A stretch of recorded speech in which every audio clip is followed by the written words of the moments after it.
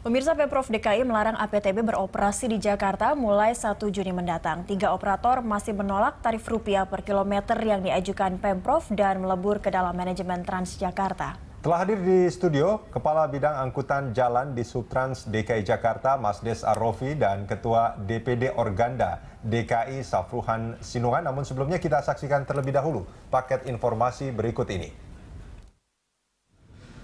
Angkutan perbatasan terintegrasi busway (APTB) akan dihapus mulai Juni nanti. Dihapusnya APTB telah berkali-kali menjadi wacana, namun tak kunjung terlaksana. Selain Pemprov belum mempunyai bus untuk mengangkut penumpang dari wilayah penyangga, Pemprov juga masih memberikan waktu 6 operator untuk bergabung dalam konsorsium Transjakarta dengan skema tarif rupiah per kilometer. Namun setelah setahun operator APTB diberikan tenggat waktu, hanya 3 operator yang menyepakati tarif rupiah per kilometer sebesar 14 hingga 15 ribu rupiah yang ditetapkan Pemprov DKI. Sejak awal APTB juga menyalahi peraturan karena harusnya mengantongi izin Kementerian Perhubungan, bukan Dinas Perhubungan DKI. Nantinya, Pemprov akan mengambil alih rute tersebut melalui Transjakarta dengan tarif Rp3.500 bagi penumpang. Pemprov berharap dengan sistem transportasi massal ini, kemacetan di Jakarta dapat dikurangi karena masyarakat beralih ke angkutan umum yang nyaman dengan tarif yang murah.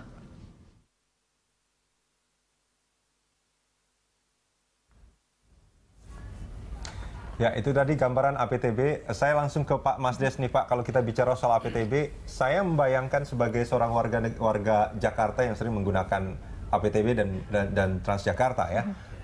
APTB itu banyak sekali digunakan sebetulnya oleh warga. Dan Juni nanti itu akan dihilangkan dari sana. Apakah Pemprov sudah siap?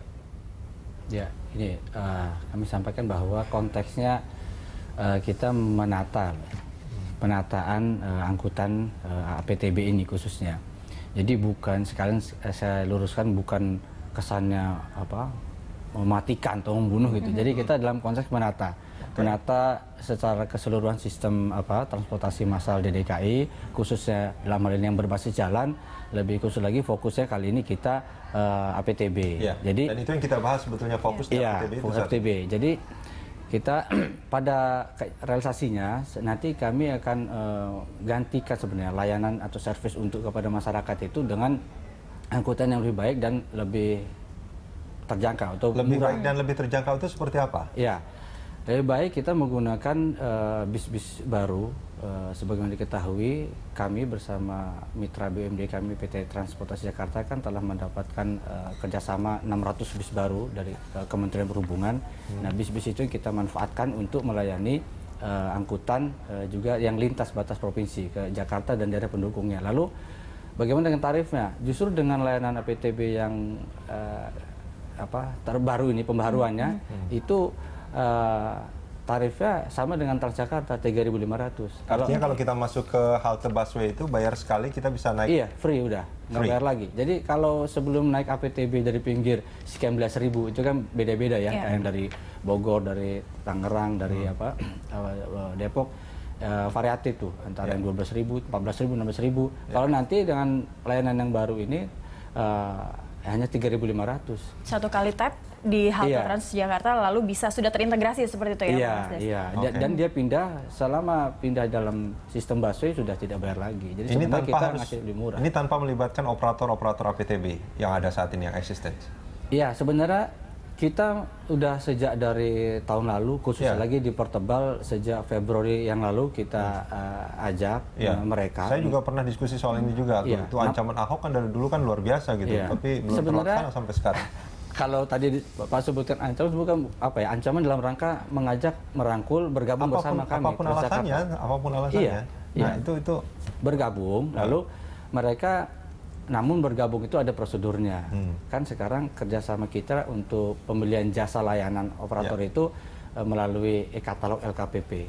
Pembelian unit bisnya pun itu melalui LKPP. Jadi harganya sudah dijamin, sudah clear lah gitu loh. Tidak ada perselisihan ini lagi, dugaan markup dan seterusnya kan. Semua pembelian kita lewat LKPP, e-katalog. Nah, beberapa operator yang sudah bermitra dengan kita itu sudah diklik di websitenya LKPP. Nah, untuk yang ini kita juga sudah menghimbau, silakan Anda segera proses harga rupiah kilometer di LKPP. Nanti kalau sudah tayang itu bisa bermitra dengan kami, bisa kita. Nah, ternyata? ini masih dalam proses. Saya nggak tahu prosesnya cukup lama, mungkin juga LKPP mungkin menangani hal yang lain-lain, tapi artinya mereka sudah sampaikan permohonan tapi belum final. Berapa jumlah operator APTB saat ini, Pak? 6. Dari 6 itu apakah semuanya mengikuti proses itu atau tidak? Kalau Saya pikir mungkin Pak Masdes secara detail nggak, karena itu ada di LKPP ya. mereka langsung mengajukan ke sana, tapi gitu. mendapat konfirmasi mereka mengajukan semua ke sana, dan ada yang sudah dipanggil, pembahasan sudah pernah dipanggil, tapi belum final, belum putus. Pada dasarnya mereka semua mengikuti arahan dari kita dari DKI, ajukan harga satuan rupiah kilometer mereka ajukan, cuman belum final keluar. Namun sambil menunggu di sana ternyata keluhan-keluhan masyarakat atas layanan yang ada di lapangan itu semakin banyak. Itu yang menjadi alasan lain selain belum sepakatnya rupiah per kilometer, itu menjadi juga alasan mengapa PTB ini Ya, salah satu alasannya. Ya. Khususnya yang krusial itu begini, semenjak disepakati yang lalu boleh masuk dalam koridor busway, tapi tidak lagi memungut bayaran. Waktu awal-awal Saya pernah merasakan itu sebetulnya dulu. Itu mereka awalnya patuh, tidak memungut bayaran, walaupun masih ada juga yang memungut. Tapi bagi yang tidak memungut bayaran itu kita lihat ada keengganan untuk mengangkut penumpang. Jadi orang sudah menunggu lama di halte, ya, habis APTB tiba duluan, seharusnya kan naik gratis. Tapi karena mungkin gratis ini mereka enggan. Naik, kita hanya menurunkan saja, jadi enggan menaikkan, atau dibilang enggak. Kadang berhentinya itu tidak pas. Jadi memang tidak semua bis ya. Cuman kan tidak semua operator maksudnya. Tidak semua operator, tidak semua bis ya. Adanya itu kan kasus-kasus tertentu. Tapi itu kan menjadi image yang tidak baik bagi penyelenggara. Pak Safwan, kalau mendengar tadi penjelasannya, sebenarnya aturannya ini seharusnya sama untuk semua operator seperti itu. Tapi mungkin kita rasakan sempat kita membayar saat sudah di dalam yang seharusnya tidak lagi membayar. Nah, ketidakseragaman aturan ini karena operator yang memang tidak mengindahkan aturannya, atau memang karena dari awal ini memang sudah banyak masalah saat operasional APTB. Jadi kalau peraturan sama lah, nggak ada beda peraturan. Tapi mungkin saya bicara secara historical dulu ya. Kenapa APTB ini ada dulu? Bahwa ini proses dari 2011 ke 2012, akhirnya diluncurkan APTB. Itu kan pemerintah DKI memang bukan pemimpin yang sekarang. Butuh angkutan, tapi yang bisa mengayomi kepentingan masyarakat penyangga, mulai dari Bogor, Depok, Tangerang, Bekasi gitu ya. Kemudian beberapa operator itu memang mereka sudah ada kendaraan.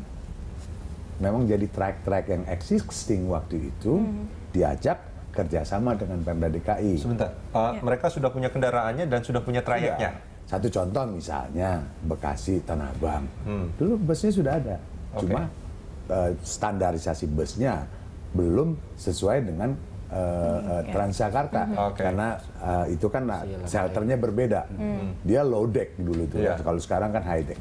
Nah, akhirnya operator diajak kerjasama supaya bisa membantu masyarakat daerah penyangga yang punya kegiatan di Jakarta. Nah itu, jadi sepakatlah waktu itu 6 operator lah kira-kira gitu ya. Kemudian mereka masuk jalur Transjakarta, tapi tidak terintegrasi dengan sistem Transjakarta. Jadi mereka hanya boleh masuk ke jalur tersebut, ya. Tetapi kalau ada penumpang dari Transjakarta ya tetap bayar, gitu, ya kan? Jadi mungkin itu adalah kompensasi terhadap armada yang disiapkan oleh operator, karena satu kendaraan kan lumayan besar. Pemerintah DKI waktu itu belum siap lah. Ini histori lah. Kemudian seiring waktu berjalan ya ada kebijakan baru dengan pemimpin daerah yang baru, pemimpin DKI yang baru, ya kita juga memaklumi semuanya itu. Oke, kita akan coba sesuaikan gitu ya. Nah, waktu itu diminta kan supaya operator APTB ini masuk dalam sistem Transjakarta. Ini waktu itu tuh kapan Pak Safwan? Tahun yang lalu. Sepakat kita. Ya, kita memproses. Operator masuk dong. Kalau gitu ke LKPP kan, karena prosesnya harus melalui LKPP. sampai di LKPP ditolak. Belum ada untuk alasan pembukaan penolakan. lelangannya. Oke. Karena itu kan semua rekomendasi dari Dinas Perhubungan dan Transjakarta. Ada beberapa operator yang nggak bisa masukin penawaran. Oke. Tapi ada yang masuk dan proses itu berjalan. Loh, itu aneh Ya, kan? alasan ada yang Saya ditolak juga dan nggak, juga memang ada beberapa operator APTB ini yang memang sudah terintegrasi sama Transjakarta di rute-rute wilayah Jakarta. Oke. Ya, nah ini yang menimbulkan masalah. Akhirnya kita sepakat waktu itu sama Pemda DKI melalui Kadisub. Oke, masuk jalur Transjakarta tidak boleh menarik apapun biaya buat penumpang yang naik dari shelter Transjakarta. Sepakat. Oke, di luar shelter tetap ada Oh ditarik. ya, kecuali di luar shelter Oke. ya. Ya. Nah, ada satu operator atau satu dua operator yang nakal yang sempat keluar dari jalur Transjakarta masuk lagi gitu ya. Atau ada yang nakal narik. Gitu. Tapi ini kan oknum. Jadi tidak semua operator mestinya, artinya pemerintah kan harus bijak melihatnya. Ya kan, punishment-nya kepada siapa? Masa ke seluruh operator, dampak dari satu operator. Ini mestinya kan melihatnya ke sana. Oke. Ya kan? Jadi kalau ada berita misalnya hasil observasi dari petugas-petugas Dinas Perhubungan atau informasi yang diperoleh oleh gubernur terhadap pelanggaran-pelanggaran beberapa operator, bukan semua operator, mestinya punishment-nya Kepada Terhadap operator. operator yang bermasalah. bukan keseluruhan. Nah, tapi gini, saya ini agak sedikit dari tahun lalu ribut masalah APTB mau ditutup, dihapus. Tapi kan ini kan persoalannya kan mesti melihatnya lebih bijak kita. Ya, tentunya kan kita sebagai pemimpin melihat bijaknya apa? Kan kita bicara kepentingan masyarakat. Ada jasa yang tidak bisa kita buang begitu saja terhadap operator-operator yang sudah puluhan tahun ya membantu pemerintah sebenarnya untuk mengangkut masyarakat, penumpang-penumpang. Nah ini yang mesti dilihat, mestinya kan duduk bareng lebih enak lah. Ya, artinya kita nggak perlu bicara emosi, karena kita bicara kepentingan masyarakat. Ya. Ya, sebetulnya Bagaimana kalau bagi solusi yang terbaik kan, Iya, gitu. bukan hanya soal pengusaha dan juga pemerintah daerah, Ya. sebetulnya Pak Saflan, warga juga harusnya dipikirkan Didengarkan juga. Karena kalau kita melihat apa yang terjadi saat ini, kita masuk busway sudah bayar, naik APTB diambilin lagi dengan dana yang luar biasa, itu kan sangat memberatkan. Kita bahas ini di segmen berikutnya nanti Pak Saflan dan Pak Masdes. Pemirsa jangan kemana-mana, Landstalk kita lanjutkan usai jeda.